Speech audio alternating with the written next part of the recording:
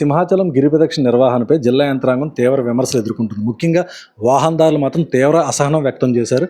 అయితే ఈ నేపథ్యంలోనే దీనిపై అసలు వైఎస్ఆర్ కాంగ్రెస్ పార్టీ జిల్లా అధ్యక్షుడు కేకే రాజు ఏమంటున్నారు ఆయన మాటల ద్వారా విందాం. అదేవిధంగా హోంమంత్రి అనిత కూడా సాంప్రదాయం విరుద్ధంగా కొబ్బరికాయలు కొట్టడంపై కూడా కొన్ని విమర్శలు చేశారు. దానిపై ఇప్పుడు ఆయనతో మాట్లాడతాం. సార్ కేకే రాజు గారు, ఇప్పుడు మీరు ఈ గిరి ప్రదక్షిణ నిర్వహణపై మీరేమనుకుంటున్నారు? నిన్న జరిగిన శ్రీ వరాహ లక్ష్మీ నరసింహస్వామి గిరి ప్రదక్షిణ సందర్భంగా ప్రభుత్వం, పోలీస్ యంత్రాంగం, దేవాదాయ ధర్మశాఖ మధ్య సమన్వయ లోపం, సమాచార లోపం కొట్టొచ్చినట్టు కనపడుతుంది. వీళ్ళ సమన్వయ లోపం, సమాచార లోపం, వీళ్ళ మధ్య సమన్వయ లోపం లేకపోవటం వల్ల, వీళ్ళ అంతర్గత పోట్లాట్ల వల్ల, వీళ్ళ అంతర్గత కోట్లాట్ల వల్ల, వీళ్ళ ఆధిపత్య పోరు వల్ల సుదూర ప్రాంతాల నుంచి వచ్చిన లక్షలాది మంది వరాహలక్ష్మీ నరసింహస్వామి భక్తులు గిరి ప్రదక్షిణ సమయంలో నానా ఇబ్బందులు నరకయాతన ప్రత్యక్ష నరకం ఏంటంటే చూపించారు ఈ ప్రభుత్వం, కూటమి ప్రభుత్వం, చంద్రబాబు నాయుడు గారి ప్రభుత్వం. అంతేకాకుండా గిరి ప్రదక్షిణకు వచ్చిన భక్తులే కాకుండా నగరంలో ఉన్న ప్రజలకు కూడా ట్రాఫిక్ ఆంక్షల గురించి సమాచారం లేకపోవటం, ఏ రూట్లోంచి ఏ విధంగా ఎవరు మసలాలి అనేది. ఎందుకంటే సుమారు 20-25 లక్షల పాపులేషన్ గల నగరం ఇది. ఈ నగరంలో ఎలాంటి పెద్ద కార్యక్రమం జరుగుతున్నప్పుడు, పవిత్రమైన కార్యక్రమం జరుగుతున్నప్పుడు, విశిష్టమైన కార్యక్రమం జరుగుతున్నప్పుడు ఎంత అప్రమత్తంగా ఉండాలి? ఇదేమీ కొత్తగా పెట్టే కార్యక్రమం కాదు కదా. చంద్రబాబు నాయుడు గారి స్కిట్లు మాదిరి, చంద్రబాబు నాయుడు గారి స్కెచ్ల మాదిరి, చంద్రబాబు నాయుడు గారి ప్రచార ఆర్భాటం కోసం చేసిన కార్యక్రమం కాదు కదా. ఎన్నో దశాబ్దాలుగా వరాహలక్ష్మీ నరసింహస్వామి గిరి ప్రదక్షిణ అనేది సాంప్రదాయంగా, పవిత్రంగా, భక్తుల విశ్వాసంతో ప్రతి ఒక్కరు కూడా స్వామివారిని పూజించుకోవడం కోసం జరిగే కార్యక్రమం.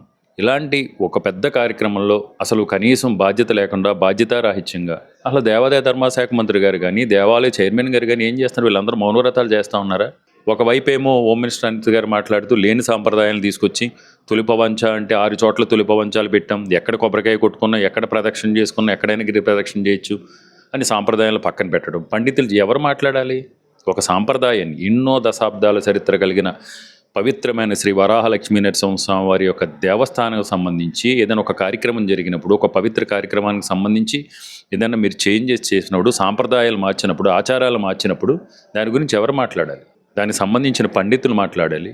స్వామివారికి రోజువారీ కైంకర్యాలు చేసే స్వామిలు మాట్లాడాలి, పూజారులు మాట్లాడాలి. కానీ మీరే విధంగా అనౌన్స్ చేస్తారు? అంటే మీకు నచ్చినట్టు మీ డైవర్షన్ కోసం, మీకు నచ్చినట్టు మీ పబ్లిసిటీ కోసం మీరు నోటుకు వచ్చిన విధంగా మాట్లాడితే ఇలాంటి అపచారాలు జరుగుతాయి. ఏది ఏమైనా ఎంతో పవిత్రంగా భావించే నిన్న జరిగిన ఈ గిరి ప్రదక్షిణలో ఈ ప్రభుత్వ అసమర్థత వల్ల, ముఖ్యంగా జీవీఎంసీ కమిషనర్ ఎంత నిర్లక్ష్యం అంటే, జీవీఎంసీ కమిషనర్ ఎవరికీ ఫోన్ ఎత్తడే. అసలు జీవీఎంసీ కమిషనర్ మినిమం రెస్పాన్సిబిలిటీ లేదు. జీవీఎంసీ కమిషనర్ కేవలం ఏదైతే ఈ కూటమి పార్టీలో ఉన్న రాజకీయ నాయకులు ఉన్నారో ఆ దోపిడీకి నాయకులకి, ఈ దోపిడీ పార్టీకి సంబంధించిన రాజకీయ నాయకులు వాళ్ళు దోపిడీకి సహకరించడానికి ఉన్నారు తప్ప, అంటే ఈ ప్రదక్షిణ సమయంలో కూడా ఏ విధంగా దోపిడీ చేయాలి, స్వామివారికి చేసే ఏర్పాట్లు, కాంట్రాక్టర్లు నామినేషన్ మీద ఇచ్చే కాంట్రాక్టర్లు ఏ విధంగా దోపిడీ చేయాలని చూశారు తప్ప, భక్తులకు ఏ విధంగా సౌకర్యాలు కల్పించాలి, భక్తులకు అసౌకర్యాలు లేకుండా భక్తులకు ఏ విధంగా సహాయ సహకారాలు అందించాలని ఎక్కడా కూడా వీళ్ళు ఆలోచించిన పాపం లేదు. తప్పకుండా స్వామివారి యొక్క ఆగ్రహానికి వీళ్ళు గురవుతారు.